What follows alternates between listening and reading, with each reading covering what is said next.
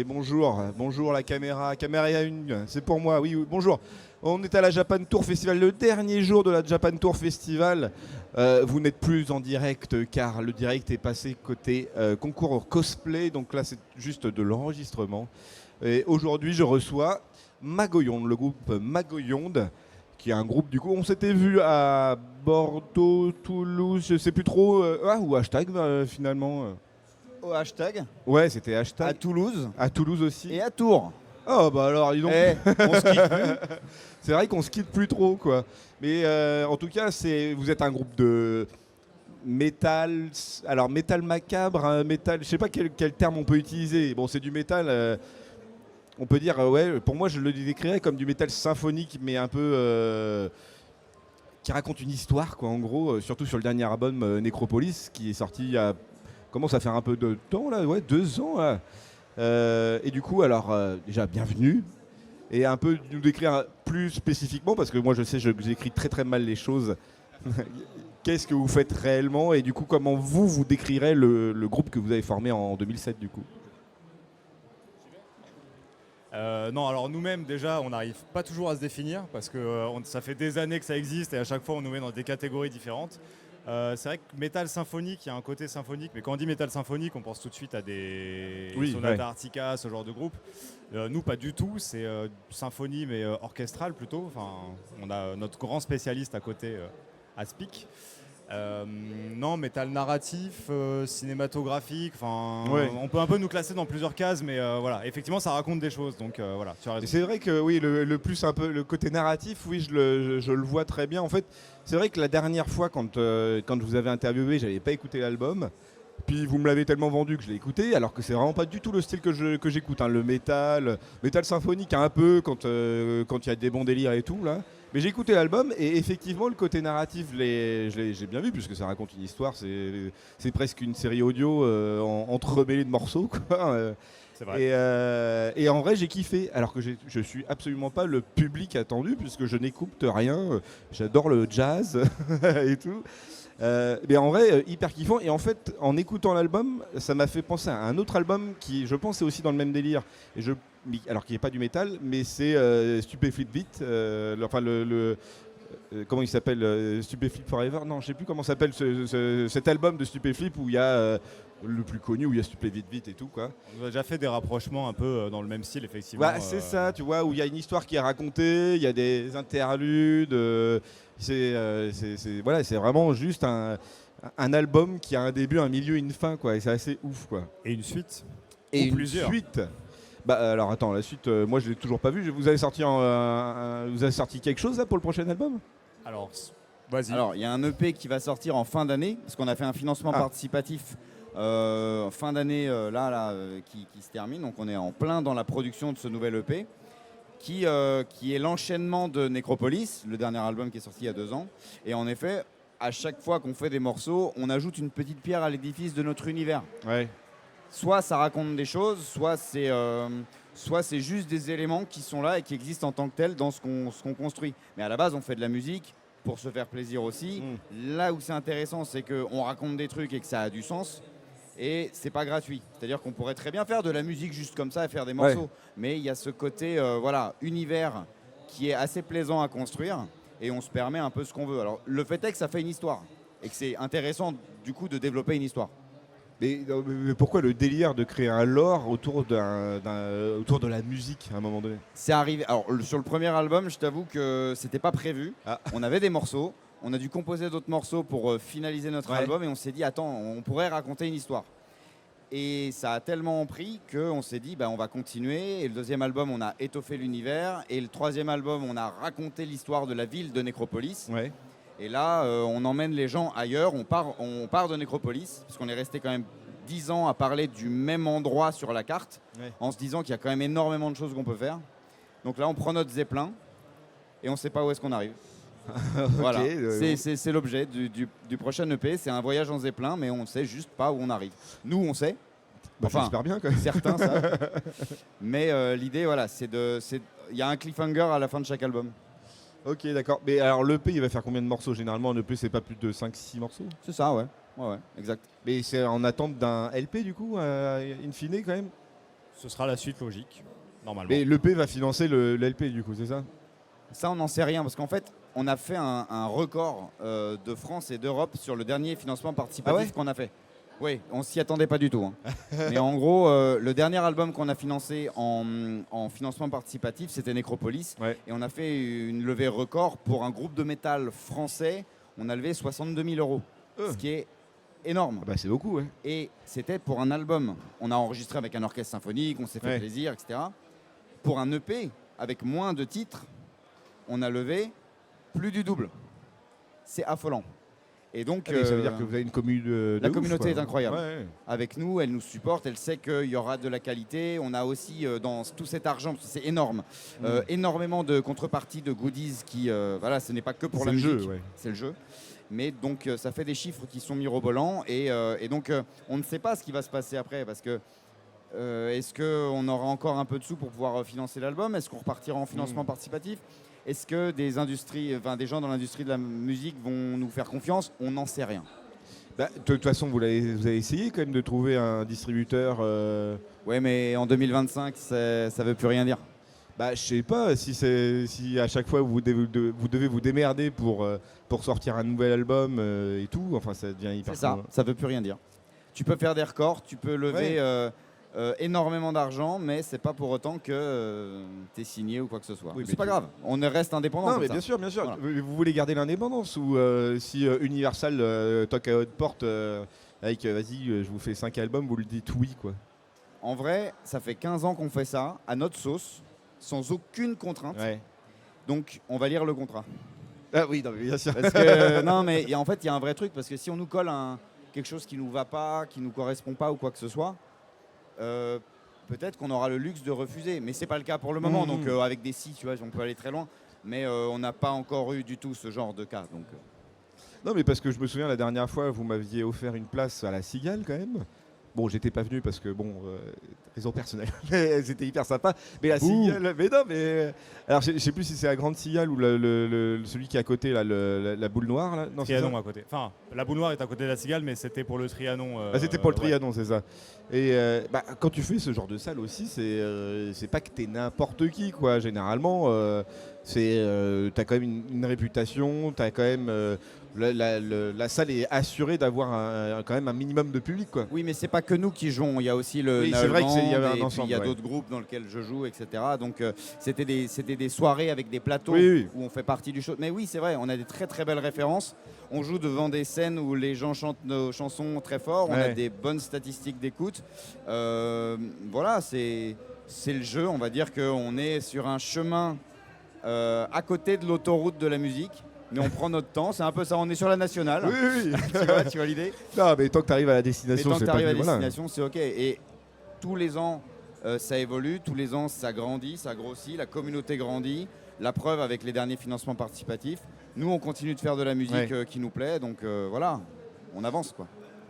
Et alors du coup, pour la création du prochain EP, vous êtes parti un peu avec la même équipe, avec le même style, ou vous avez tenté d'innover quand même un petit peu? Vous pressez pas. En vrai, c'est vraiment encore une fois entre nous. On décide d'un projet et puis on se met à bosser. On met tout. Souvent, on travaille un petit peu chacun de notre côté le reste du temps. Ouais. Et quand on décide de lancer un projet, on met tout dans un fichier commun et on commence à bosser. Donc voilà, il n'y a pas de. Il n'y a pas d'éléments particuliers qui nous ont fait. C'est l'envie de continuer, de faire autre chose, quoi. Non, mais même, tu vois, de tenter un truc qui va, je sais pas, rajouter un instrument, tenter un nouveau style, essayer de changer la rythmique, essayer de changer. Enfin, tu vois, un truc qui pourrait te dire, on a tenté ça juste pour voir. Et peut-être que ça va être soit un banger, soit un échec, mais au moins ça serait tenté, quoi. En fait, ça revient peut-être à la première question que tu nous as posée, c'est que comment nous définir. En fait, nous, c'est qu'on va faire une sorte de métaphore avec un bateau. Le bateau, c'est le prétexte, c'est le métal. Et nous, on est dessus et on rajoute les textes de Julien et le lore, en fait. Le métal, c'est un prétexte, donc c'est pour ça que c'est difficile de nous catégoriser. C'est qu'en fait, on va... je ne sais pas si les gens connaissent les différents styles de métal, le metalcore, le gent, etc. Nous, on s'en fout. On va tout prendre. Si ça nous plaît, on va le faire à notre sauce. Ouais. Et après, on va rajouter. C'est pour ça que c'est très difficile de nous catégoriser. Et du coup, pour en revenir à ta dernière question, bah, en fait, c'est toujours... on va toujours essayer de rajouter des petits trucs sur le moment qui nous... Moi, par exemple, c'est quelques effets de guitare et tout ça. On va les rajouter, on va tenter de nouvelles rythmiques et tout. Ça ne va pas tout révolutionner, mais il y aura toujours une petite évolution, mais on garde toujours notre identité, qui reste liée au lore, surtout. Bah, tu peux faire aussi un parallèle entre des chansons comme Goliath, où on a des cuivres, etc., où tu as une ambiance cabaret, toujours avec une touche de métal, parce que le son des guitares, etc. Et tu prends la fin de l'album avec Titan où c'est complètement plus barré, Julien qui pousse un cri à la fin, tu vois. Enfin, t'as plein de choses. Et c'est vrai que on tente des choses. Goliath notamment, c'est vraiment une expérience différente par rapport un peu à ce qu'on faisait. Enfin bon, il y avait déjà Vegas avant, mais voilà. Après, voilà, faut garder quelques surprises, mais comme dit Victor, ça vient avec le temps, ça vient sur le moment, voilà. Et c'est ça, ouais. Et après, Aspic ajoute une part orchestrale où, comme on essaye de mettre des images en tête et que ça passe aussi beaucoup par l'orchestration, il faut que les gens, quand ils écoutent nos chansons, ils aient vraiment le film dans leur tête. Qu'ils soient immergés, immersifs. Immerge, comment on dit, hein? Bon, ça marche pas bien la synchro labiale. Mais voilà, on essaie de les plonger là-dedans et parfois ça tient, oui, en effet, à un petit instrument, un petit effet, un petit truc. Et ça, par contre, c'est commun à tous nos morceaux depuis quasiment le début, quoi. Et c'est ça, il y a bien un style Magoyonde quand même, parce que, encore une fois, moi je n'écoute pas de métal, mais j'ai écouté votre album et je l'ai kiffé. Donc ça veut bien dire que, alors soit c'est peut-être moi et mon rapport au métal, c'est peut-être aussi vous qui proposez un autre type de métal qui est peut-être plus accessible, quoi. Déjà, on chante en français, on raconte des histoires qui sont compréhensibles pour les gens, on met des images dans la tête des gens puisque c'est cinématographique ce qu'on fait. Et chaque chanson a son identité propre. Donc oui, c'est singulier, c'est vrai. Bon, d'autres le font aussi, mais c'est souvent les Américains, les Suédois et tout ça, ils sont très forts pour ça. En France, ce côté, il y a même des groupes de musique qui nous appellent les Américains, tellement on se la joue trop, un peu Hollywood, tu vois, un peu surenchère, c'est très grandiloquent la musique qu'on fait. Et en France, on aime bien le punk qui tape fort, on aime bien la chanson engagée, on aime et il y a aussi toute une base, enfin tout plein de groupes de métal qui font du métal à l'américaine. Nous, on a notre chemin à nous, mais c'est pas, enfin, on écoute aussi ces genres de choses, hein, c'est très bien, mais voilà. Et à la base, c'était encore une fois pas pour faire quelque chose de singulier. C'est juste que nous quatre, dans une pièce, ça donne ça et c'est cool. Mais c'est peut-être ça aussi, c'est vrai que pour moi, alors, encore une fois, j'ai peut-être une image biaisée du métal, où ça gueule, la guitare, elle doit faire des solos toutes les 2 secondes. et en termes de BPM, on doit être sur du 149, un truc comme ça, un truc de l'enfer. Donc forcément, là, c'est... Non pas que il n'y a pas ces éléments-là dans l'album ou dans la musique que vous proposez, mais le fait, c'est vrai que ça soit français, que ça chante français, et le fait que ça raconte une histoire, que ça prend le temps aussi dans l'album de dérouler toute cette histoire et pas uniquement d'atteindre le point culminant du chanteur qui gueule parce que on est sur le river de la chanson et donc du coup c'est le moment où tout le monde doit faire oh my god et tout. Donc c'est peut-être ça aussi qui fait un peu la diff, je veux bien croire. Le rapport au live aussi, est-ce qu'il est important? Comment vous gérez cette autre partie qui est un élément hyper présent pour un groupe? Comment vous le faites? Comment vous le gérez? Là, pour le live, c'est aussi des questions de moyens. Donc on adorerait avoir des décors comme Alice Cooper ou comme les grands groupes, des machines à flammes et tout ça, et une équipe de techniciens qui nous accompagne.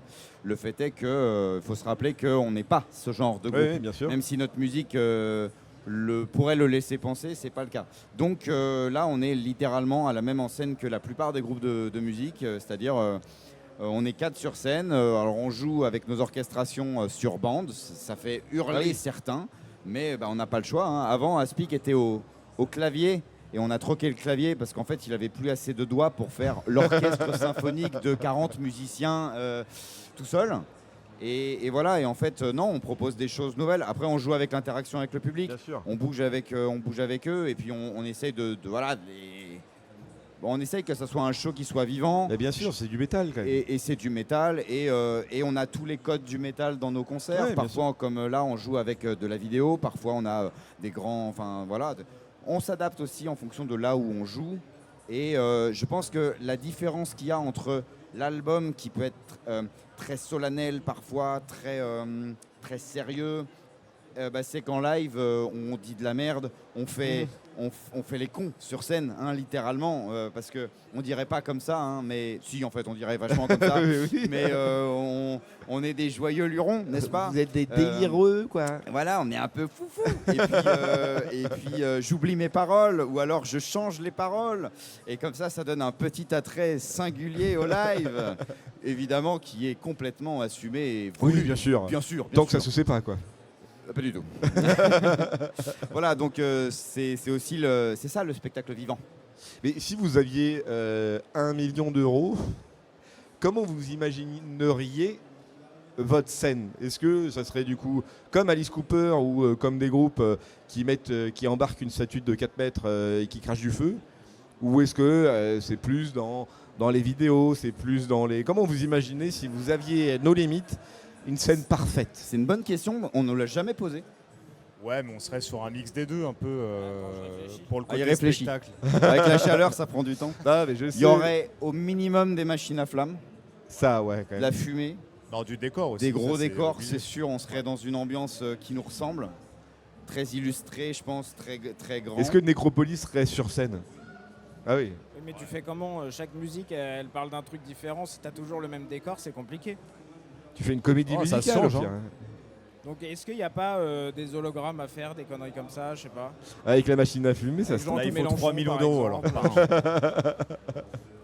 Non, je sais pas, de la projection, peut-être des jeux de lumière, plus de jeux de lumière, de la flamme et des sortes de projections Ouais. pour chaque musique. Mais ça, je gère pas, c'est juste qu'on pourrait pas avoir un seul décor. Non, mais avec du Ah oui, mapping ouais. 3D, t'as une structure un peu commune et tu diffuses des choses dessus et c'est très bien. Enfin, ouais. Ouais, il peut y avoir plein de trucs. Mais vous Après, pouvez aussi- brainstormer, hein, c'est pas grave. Non, mais bah là, du coup, tu vois, tu nous poses la question, on va y réfléchir. Oui, bien On sûr. aurait probablement un rodis par musicien pour nous apporter au moins un verre d'eau ou quelque chose comme ça, changer les guitares, tu vois. Des esclaves, surtout. Oui, voilà, c'est ça. Ça, mais ce serait bien. Des esclaves. ça aiderait. Pas payés, surtout. Parce qu'on n'a pas de thunes. Ça, on appelle ça des stagiaires, ça. Ouais, et costumé en zombie, très bien, Ah tu vois, ouais, super. Des rampants, là, comme ça. Ce serait super. Non, en vrai, je pense qu'il y a ça, ou alors il y a ce côté, on joue systématiquement avec un orchestre. Mais tu me donnes 1 million, donc Oui, je peux potentiellement faire quelques dates avec un orchestre symphonique et un chœur, quoi. Et Ouais, là, ça prendrait une autre dimension. Bah ça, parce que du coup, là, quand vous enregistrez l'album, de toute façon, vous n'êtes pas avec un vrai orchestre, vous êtes avec des... Si, si. Ah si, quand même. Le financement participatif nous permet de ne pas utiliser De VST. de VST, exactement, d'instruments logiciels. On compose avec les instruments logiciels et ensuite ce monsieur qui crève de chaud, Waouh. Il s'appelle comme ça? exactement, Crève de chaud. transforme le tout en vraie partition qu'on fait chanter et jouer à des vrais gens. D'accord. Est-ce que du coup, toi, tu es celui qui fait quoi? Qui fait le montage, qui crée l'album au final?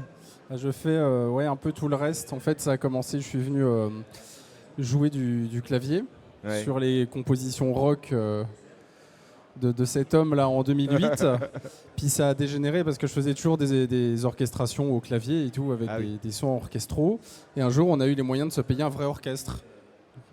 Donc du coup, on a fait enregistrer des vrais musiciens, j'ai dirigé un chœur, j'ai dirigé un orchestre, j'ai écrit des partitions, il y a des pages et des pages de partitions, il y a des making-of sur Internet où on voit un petit peu l'arrière du décor. Et du coup, je joue plus de clavier sur scène. Dans l'album, je joue un peu de clavier quand c'est du vrai piano Ouais. acoustique, parce que forcément c'est du piano et c'est moi qui le joue. Et de toute façon, je suis à la basse maintenant. Donc de toute façon, je peux plus jouer de clavier. Ah ouais, d'accord. Et de toute façon, il n'y a plus de clavier dans les albums vu que c'est un vrai orchestre et un vrai chœur. Voilà, Bah oui. donc, on va continuer ça pour les albums suivants. Sur Necropolis, il y a une centaine de musiciens au total. Il y a peut-être 38 choristes, 35 instrumentistes de l'orchestre symphonique. Il y a un brass band en plus et un quatuor à cordes, un quintet à cordes. Attends, mais c'est un méga teuf là, vous êtes lâchés. Et On s'est lâché, on pouvait en fait. le on a- financement Bah oui, participatif oui, nous a permis ça, Ouais. tu vois. Oui, mais bien Et sûr. c'est une chance inouïe. Et on a Ouais. parlé avec des professionnels de la musique qui nous ont dit mais vous êtes cons. Vous auriez dû tout faire en VST. Et puis, mais nous, notre kiff, c'était pas ça en fait. C'était de faire avec des vrais. On a passé des années à mettre des trompettes virtuelles. Je vous assure, quand vous écoutez Necropolis, la chanson, le deuxième couplet que vous entendez, la vraie trompette qui fait poète, l'émotion, elle n'est pas la même en fait. Et ça vaut bien de faire bosser un collègue pour enregistrer sur notre disque, quoi. Donc voilà. En fait, on a une visée un peu cinématographique quand on ferme les yeux en écoutant notre musique. Ouais. On se retrouve projeté dans notre univers. Et évidemment, tous les vrais beaux films, ils ont une belle bande originale avec des vrais instruments qui jouent bien. Et voilà. Du coup, dès qu'on a ça... alors, paradoxalement, en live, ça serait décevant d'avoir un vrai orchestre. Ça serait pour les images. Mais un orchestre, c'est comme un chœur. Ça a besoin de l'acoustique d'une salle pour s'épanouir. C'est pas des instruments, tu mets un micro sur chaque violon, ça va sonner extrêmement mal. Ouais. Ça va faire de belles images, mais il y aura des gros problèmes de son parce que la batterie... on a enregistré un petit EP acoustique en studio. Il y avait le violoncelle qui était à 6 mètres de la batterie. Il y avait le micro dans le violoncelle. J'entendais plus de batterie dans le micro du violoncelle que de violoncelle en fait. Donc il y avait trop de gains, quoi. Donc ça passe pas en fait. On est un groupe de métal. C'est très dur de cohabiter avec un orchestre en live. C'est pas fait pour ça en fait. Oui. C'est très compliqué. Il n'y a que Metallica qui peut. Metallica peut se le permettre parce qu'ils jouent dans des salles énormes. Nous, à notre niveau, bien sûr. On pourrait peut-être avec 1 million d'euros louer la salle, mais il faudrait la remplir, hein, n'est-ce pas? Et on a beaucoup d'amis, mais quand même. Il y a du monde, ça va. C'est plus intéressant de faire du visuel en fait. C'est vrai que une idée de décor évolutif en 3D avec plein de projections pour que visuellement on est tout, on est le film en fait, parce qu'on a déjà le son du film. Si en plus on avait les images, il manquerait que ça avec 1 million d'euros. Ce qui est pas énorme hein, pour de la musique live. Non, mais bien sûr, je pense Rammstein avec 1 million, ils font pas grand chose hein, en vrai. Et j'avais posé la question la dernière fois, et c'est peut-être toi qui auras la réponse là-dessus, c'est sur la qualité sonore aujourd'hui des musiques, surtout sur les plateformes. Comme le format CD aujourd'hui ne propose qu'un type de format avec une qualité CD du coup. Est-ce qu'avec les nouvelles technologies comme le master, pas le master, mais les qualités FLAC immenses et surtout des technos comme le Dolby Atmos qui te propose une spatialisation du son, est-ce que c'est quelque chose toi qui t'impacte par exemple sur l'orchestration ou les trucs comme ça? Est-ce que tu le tentes pour l'expérience, pour que le mec comme tu disais, quand il ferme les yeux, il s'imagine dans le monde, quoi? Non, en fait, c'est un peu... Je vais me faire détester, hein, mais... Non, la plupart des gens dont moi, font pas la différence entre un MP3 encodé à 256 kbps et un Wave, pas compressé. Okay. Déjà, avoir une bonne chaîne hi-fi à la maison, je pense qu'il y a à peu près 1% de notre public qui l'a. Je veux dire, même dans mon groupe... je vais dans le salon du Mago, ces enceintes elles sont mises à la One Again. Voilà, mais moi je peux pas mettre les enceintes comme je veux chez moi parce que sinon ma femme elle est pas contente. Voilà, on peut pas l'écouter au volume qu'on veut parce qu'il y a les voisins.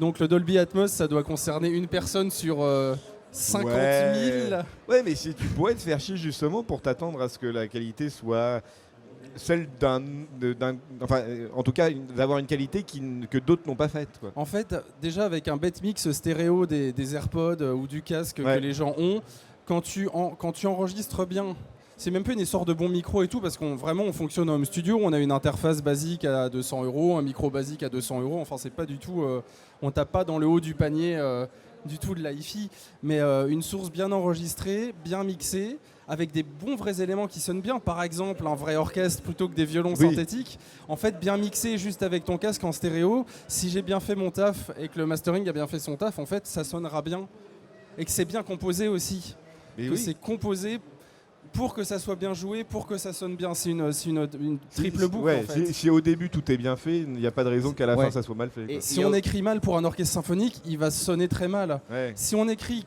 pour un orchestre virtuel comme pour un orchestre symphonique, ça sonnera très mal parce que ça a des capacités limitées, un orchestre virtuel aussi par exemple. Donc, pour Necropolis, on a fait une diffusion au cinéma en 5.1 de chaque musique. Parce qu'avec tous les intervenants qui ont contribué, enfin une très grosse partie du moins, on voulait marquer le coup, on voulait faire une vraie avant-première. Et donc, nous, on a tout enregistré, on a tout mixé en stéréo. Même ce qui est arrivé du mastering, tout était optimisé pour les albums. Et quand on est arrivé au cinéma, on a eu l'opportunité d'avoir cette diffusion en 5.1. Ouais. Et déjà, rien que le 5.1, c'est des contraintes qui sont... c'est un autre métier, en fait. Ah bien Ce n'est pas le nôtre. Et donc, ça a été la croix et la bannière pour s'en sortir. Ah ça ouais. s'est très bien passé, si tu veux. Mais déjà, les gens ont 2 oreilles. On est content s'ils nous Bien écoutent sûr. d'une oreille. Donc, bon. Ouais, mais voilà. faire partie des. Non, mais je comprends ton idée. Tu vois, ouais. c'est Ouais, aussi, il y a des audiophiles qui Bien attendent sûr. aussi ce type de qualité, Bien sûr, bien sûr. voire même être catégorisé comme un groupe qui propose ce type de Ouais. qualité-là, et donc du coup de peut-être d'être plus mis en avant. Sait-on jamais. Oui, peut-être. Pour le moment, on se concentre Oui, sur oui. les compos, sur tout ça, mais ouais. Du coup, les prochains concerts, ça sera quand? Vous avez déjà une idée des prochains concerts? Alors aujourd'hui, à Oui, alors aujourd'hui. 15h45, Alors, j'ai plus le truc en tête, je sais qu'on joue en fin d'année. En fait, là, on est vraiment sur la composition et l'enregistrement de notre EP, donc on a pris beaucoup moins de choses. Il y aura des dates sur Paris début 2026, on est en train de travailler sur la suite, mais justement, comme l'EP arrive, on charge pas trop en concert. Ouais. Et on attend, mais je crois qu'on va jouer pour la première fois à Lille en fin d'année. J'ai plus les dates en tête, il faut aller sur notre site Oui, internet. bien sûr. Voilà. Mais ouais, on essaye aussi d'aller dans de nouvelles villes à chaque fois, mais comme cela ne dépend pas de nous, c'est pareil pour les festivals et tout ça. Nous, on aimerait jouer partout le plus possible, mais les places sont chères et le nombre de groupes de rock, de métal en France est très grand. Donc voilà, on attend et en même temps, on fait autre chose à côté, donc on s'ennuie pas. De toute façon, on peut vous retrouver sur les réseaux sociaux. Il y a le site internet Magoyon. Ouais, sur Caramel, sur MySpace. Sur et Caramel ouais, on a une adresse. Tu te souviens pas de Caramel? Très bien. Et ben voilà, donc non, sinon, sur tous les réseaux sociaux modernes. Moderne. Bon, on tape Magoyon, et de toute façon, on tombe sur le premier, quoi. Le Super. nom est tellement tarabiscoté Oui. que t'inquiète. Et ben merci en tout cas d'être venu nous voir pour nous parler et de nous tenir un peu au courant de l'évolution du groupe. Et puis bon, on se retrouvera sans doute l'année prochaine pour voir pour l'EP de toute façon. Ah On va bah en parler, avec hein. grand plaisir, en sachant quand même qu'on est très heureux de faire partie de cette grande fête des 10 ans du festival. Ah oui, c'est vrai. Il y a 2 ans, quand on est venu, on a été déjà surpris de l'accueil de Tours. On est revenu là en début d'année, on s'est fait le bateau ivre et c'était super. Mais là, l'accueil, bon, la chaleur aussi, tout Oui. ça.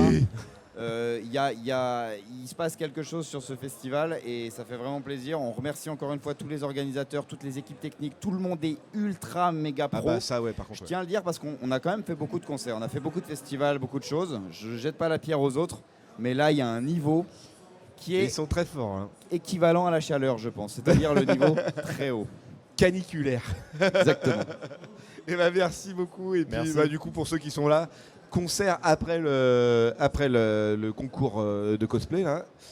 Et puis tenez-vous au courant quoi. Bah, merci beaucoup.